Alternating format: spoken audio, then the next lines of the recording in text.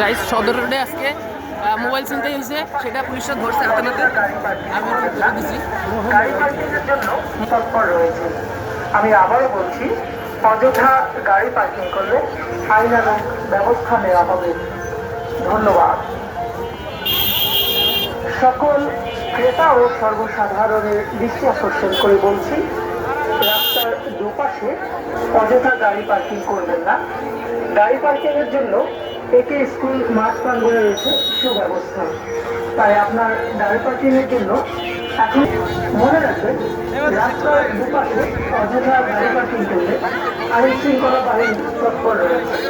আমি আবারও বলছি, অযথা গাড়ি পার্কিং করলে আইনানুগ ব্যবস্থা নেওয়া হবে। ধন্যবাদ। এখন চলে আসুন একে স্কুল মাঠ প্রাঙ্গণে।